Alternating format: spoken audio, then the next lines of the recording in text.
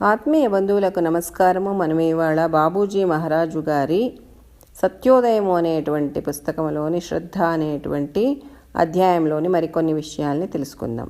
భౌతిక ఘనస్వరూపములలో నున్న విగ్రహములను స్థూల పద్ధతిలో ఆరాధించుట, నియమ నిష్టలకు గట్టిగా కట్టుబడి ఉండుట నిజమైన శ్రద్ధను కలిగింపవు. అట్టి కేవల భౌతిక వాదము విద్వేషమును పెంపొందించును, కానీ దానిని అనుసరించు వారిలో యథార్థమగు శ్రద్ధ నెలకొనదు. వారు ప్రోత్సాహమును అనుసరించి దేనినైనను గ్రుడ్డిగా నమ్ముదురు. వారు వివేచనాశక్తిని ఉపయోగించుటకు గాని ఔచిత్యమును నిర్ణయించుటకు గాని తావియ్యరు. వారు ఏ ఇతర మార్గమును కూడా పరికించుట కీయకొనరు. నేరుగా సత్యము దరికి కొంపోవు కొన్ని ఇతర మార్గములు ఫలదాయకములైనవని ఒప్పుకొను వారున్నారు, కానీ వారు ఆ మార్గములను అనుసరించుటకు సిద్ధముగా లేరు. ఇందులకు కారణము తాము తొలుత చేపట్టిన మార్గమును వారు విడలేమందురు. వాస్తవమునకు వారికి సత్యమునందు నమ్మిక లేదు.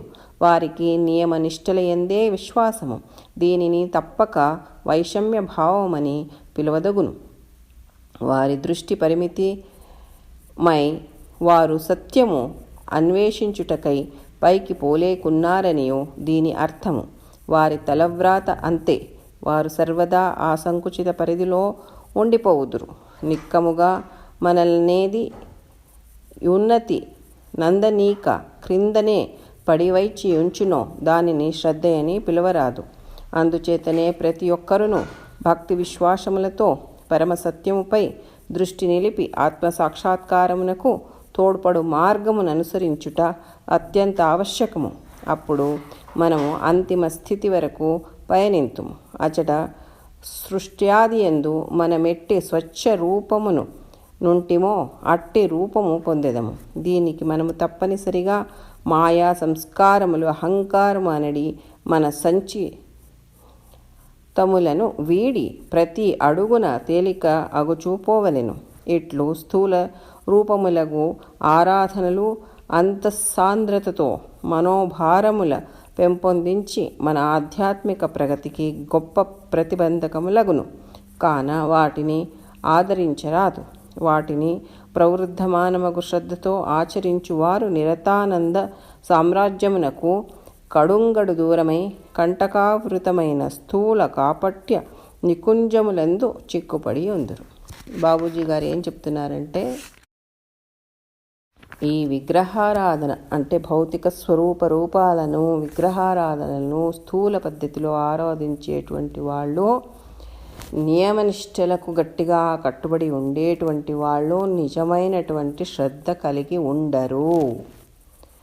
అంటే అటువంటి కేవల భౌతిక వాదము విద్వేషమును పెంపొందిస్తుందే కానీ అది ఎప్పటికీ శ్రద్ధను కలిగించదు. కానీ దాన్ని అనుసరించే వారి లోపల యథార్థమయ్యేటువంటి శ్రద్ధ ఎన్నటికీ నెలకొనదు. వాళ్ళు ఏంటంటే ఒక ప్రోత్సాహం అనుసరించి దేన్నైనా గుడ్డిగా నమ్మేస్తూ ఉంటారన్నమాట. అంటే మా తాత ముత్తాతలు ఇదే చేసినారు, మేము ఇదే చేస్తాం, చేసుకుంటా పోండి బాగా అవుతుంది అంతే. అది ఏ రకంగా పరిణామం ఇస్తుంది, ఏం కథ, అవన్నీ ఏది ఆలోచించారనమాట. ఒక గుడ్డి నమ్మకంగా ముందుకు వెళ్తూ ఉంటారనమాట. వాళ్ళు వివేచనా శక్తిని ఉపయోగించుకునేదానికి కానీ ఔచిత్యాన్ని నిర్ణయించుకునేదానికి కానీ వాళ్ళు తావియ్యరు. అంటే ఇప్పుడు మనం ఒక మార్గాన్ని అనుసరిస్తున్నామంటే అది మన సూక్ష్మమైనటువంటి స్థితికి తీసుకెళ్ళాలి మనల్ని, అంతేగాని స్థూలత్వాన్ని నింపరాదు. కానీ వాళ్ళు దాని గురించి ఆలోచించరు.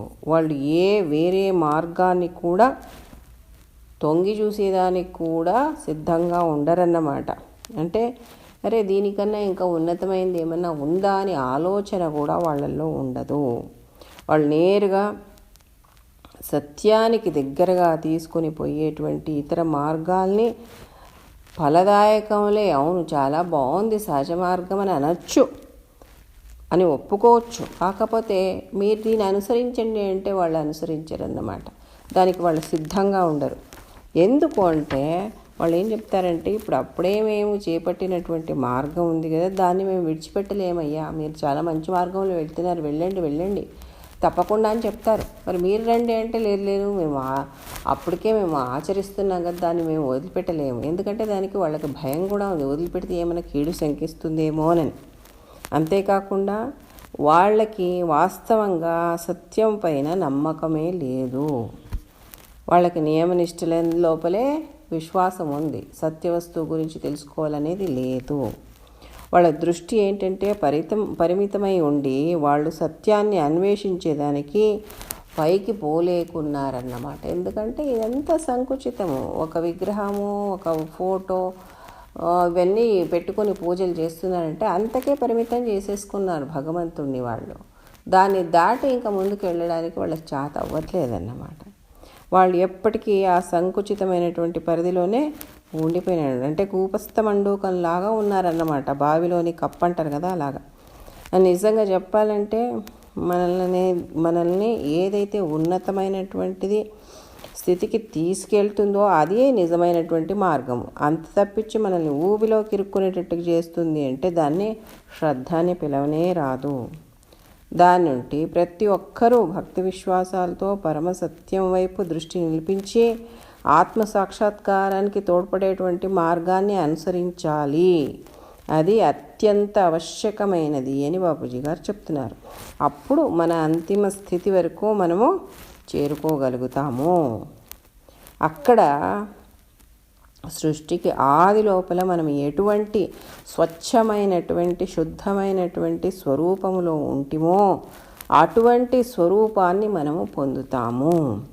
దీనికి మనం తప్పనిసరిగా మాయ, సంస్కారాలు, అహంకారం అనేటువంటి మన సంచితములైనటువంటి వాటినన్నింటినీ విడిచిపెట్టి ప్రతి అడుగున తేలికవుతూ పోతాం. ఎప్పుడైతే ఏ మార్గం అయితే సూక్ష్మమైనటువంటిదై ఉంటుందో ఆ మార్గాన్ని మనం అనుసరిస్తూ ఉంటే మనలో ఉండేటువంటి స్థూలత్వము, సంస్కారాలు, జడత్వము అన్నీను తొలగిపోయి మనము సూక్ష్మాతి సూక్ష్మమైనటువంటి రీతిలో ముందుకి పయనిస్తూ పోతామన్నమాట. ఇట్లా ఈ స్థూల రూపములను ఆరాధనలో ఏంటుంది కదా, అది అంత సాంద్రతతో మనోభారాలని పెంపొందిస్తుంది అనమాట. అంటే ఈ విగ్రహారాధన అంతా చేస్తే స్థూలత్వం, జడత్వం ఎక్కువగా మనకి కలుగుతుంది. కాబట్టి అటువంటి ఆరాధనలు చేయకూడదని చెప్తున్నారు బాబూజీ గారు. మన ఆధ్యాత్మిక ప్రగతికి అది గొప్ప ప్రతిబంధకము. మనము ప్రార్థనలో చెప్తాం, మన ఆత్మోన్నతిలో ప్రతిబంధకములైనవి. ఆ ప్రతిబంధకాలలో ఇది ఒక గొప్ప ప్రతిబంధకం అనమాట. కాబట్టి విగ్రహారాధన కానీ, ఈ చిత్రాలని, పటాలని పూజించేది కానీ, ఇటువంటి స్థూలమైనటువంటి ఏ ఒక్క పూజా విధానము కూడాను మన ఆధ్యాత్మిక ప్రగతికి ప్రతిబంధకాలే. కాబట్టి వాటిని మనము ఆదరించరాదు అని చెప్పేశారు బాబూజీ గారు. వాటిని ప్రవృద్ధమానమగు శ్రద్ధతో ఆచరించు వాళ్ళు నిరతానంద సామ్రాజ్యానికి, అంటే ఎప్పటికీ సర్వదా ఆనందమయమైనటువంటి ఆ భగవంతుడి సామ్రాజ్యానికి చాలా దూరంగా ఉంటారనమాట. అంతేకాకుండా కంటకావృతమైనటువంటి స్థౌల్య కాపట్య నికుంజములందు చిక్కుకొని ఉంటారు. అంటే స్థూలత్వంలో ఇరుక్కొని పోయేస్తారు వాళ్ళు. కాబట్టి సోదరులారా, చాలా మనము జాగ్రత్తగా ఈ ఒక విషయాన్ని మనం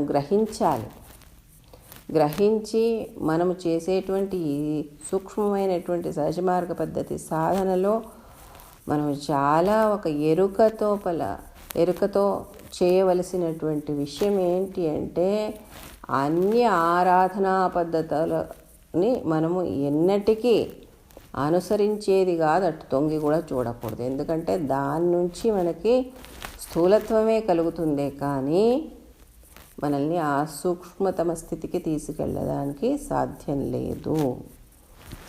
కాబట్టి బాబూజీ మహారాజ్ గారు సూక్ష్మమైనటువంటి సహజ మార్గ పద్ధతిని మనకందరికీ చెప్పించారు. దాన్ని శ్రద్ధ, భక్తితో మనం అనుసరించుకుంటూ వెళితే తప్పకుండా మనము ఆ అంతిమ గమ్యానికి చేరుతాము అని బాబూజీ గారు చెప్తున్నారు. కాబట్టి ఇంతటితో ఈ సత్సంగాన్ని ముగిద్దాము. మళ్ళీ కొన్ని విషయాల్ని వచ్చే సత్సంగంలో తెలుసుకుందాం. అప్పటిదాకా సెలవు. నమస్కారం.